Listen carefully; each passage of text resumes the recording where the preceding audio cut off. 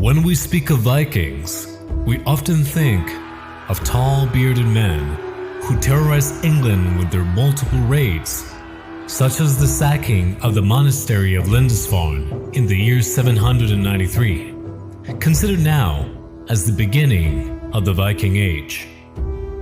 But a story is often forgotten about a fierce and cunning figure from Norse history, whose daring exploits and controversial legacy continue to fascinate and mystify to this day. But before we begin, don't forget to support your local bard by paying the fee of either one like or one sub. Grab yourself a cup of mead. The tale is about to begin.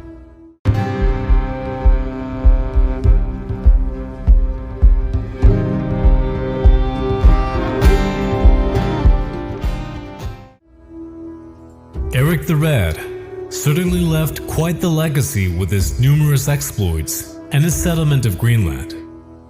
A legacy that would be perpetuated by his son Leif, who would become the first European to set foot on American shores.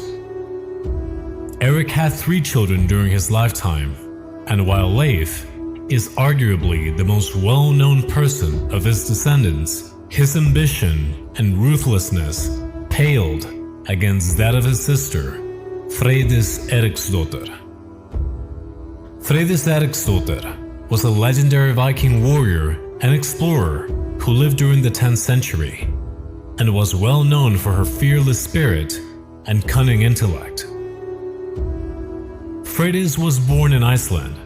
From a young age, she was exposed to stories of her father's daring exploits and was determined to follow in his footsteps.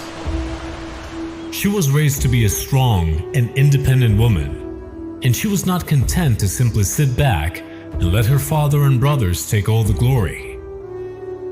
Instead, she was determined to prove herself and make a name for herself as a great explorer and warrior. We have different sources accounting for the life of Freydis. Her story and background come from Erik's saga, and also the saga of the Greenlanders, with substantial differences between them. According to the saga of Erik, Freydis took part in the expedition to Vinland along with her brother Leif. Despite being pregnant at the time, this did not stop her from engaging in physical labor of any kind.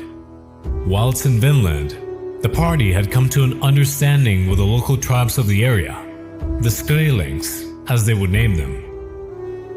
This treaty, however, came to an abrupt end when a bull that belonged to the Norsemen's crew ran near the Skrælings' encampment. They interpreted this to be a war cry and immediately set against the Norsemen, weapons in hand. At this, the Norsemen tried to flee, all except Freydis, who demanded a weapon for herself and urged all the men to stand their ground and fight, screaming at the top of her lung, "Why run you away from such worthless creatures, stout men that you are, when, as seems to me, likely you might slaughter them like so many cattle? Let me but have a weapon. I think I could fight better than any of you." Such demands were not answered, and Freydis, being in a pregnant state, was left behind. She then promptly grabbed a sword from a dead Viking who laid in the ground and proceeded to expose her naked breasts, yelling at the top of her lungs, with the sword from the dead man pressed tightly against her chest. At this, the Skrælings were so horrified and intimidated that they fled from the scene. Freydis won the fight essentially by herself, without the need to even engage in physical combat. When they finally arrived in Greenland, Freydis quickly established herself as a leader among the local people. She was known for her cunning, her bravery, and her unwavering spirit. And she soon became one of the most respected and feared warriors in all of the land. Her legend quickly grew, and she became a symbol of strength and courage for all the women of the North. The saga of the Greenlanders tells a very different story. This account tells us that Freydis returned to Vinland for a second time, without the company of Leif. she bid two brothers by the name of Helgi and Finnbogi to join her in her quest to exploit the riches of the land and divide the profits among themselves. It was agreed upon that they would go in separate voyages, each containing a select number of men, who was to be the same for each party. Freydis, however, went against this and smuggled 5 additional men. The sagas do not go into the reasons for why she did this, and the true motive behind this remains a mystery.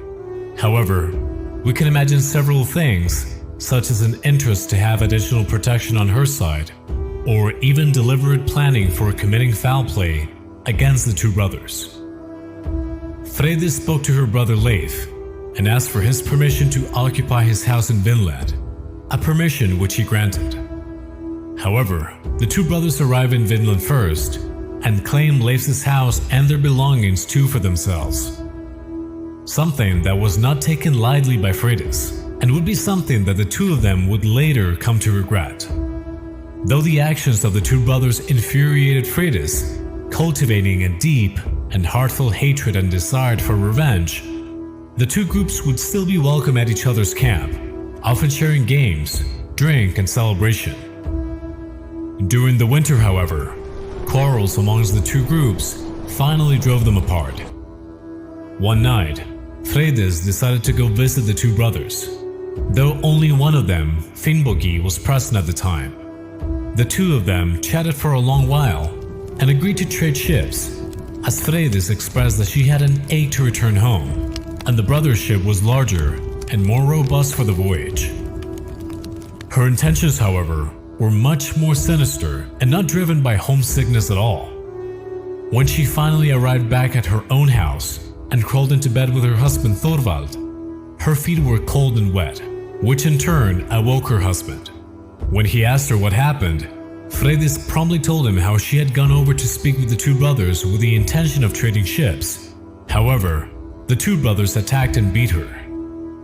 She then proceeded to paint this narrative in which she was the victim of the foul deeds of these men, causing anger in her husband, in the hopes he would avenge her honor, even calling her husband a coward who would not dare to defend her, in an extra effort to manipulate him into doing her bidding.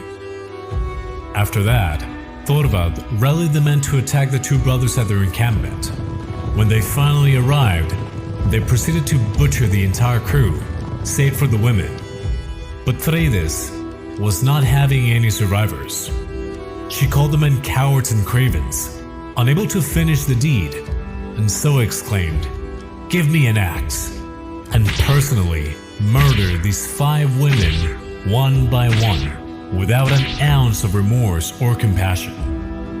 After that, she forced the men to swear that none of the deeds committed there tonight should ever be spoken of to anyone.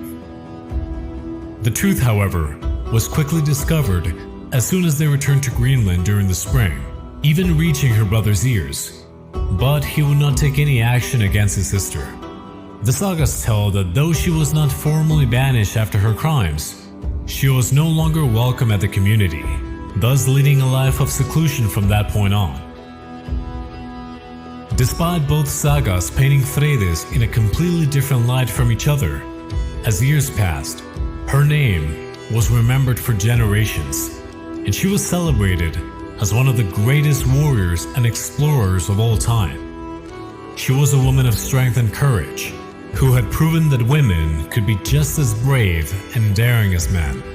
Her story also inspired future explorers, who set out on their own adventures in search of new lands and new discoveries. They looked to Freydis as a role model, a symbol of the courage and determination that was needed to succeed in their own adventures. And so, the legacy of Freydis Eriksdotter continued to live on, long after she had passed away. She was remembered as one of the greatest warriors and explorers of all time. A woman of great courage and determination, who sought to explore the unknown and claim her own place in the world. So who do you think Freydis really was? Was she a fearless and heroic woman? Or was she just a cunning and cold-hearted villain who had no regard for anyone or anything beside her own ambitions. Let me know what you think down in the comments. If you enjoyed this video, go ahead and make Freydis proud by butchering the like button. Also, please subscribe to my channel and hit that bell button for more content like this one. Farewell, my good citizens, and may the gods smile upon you.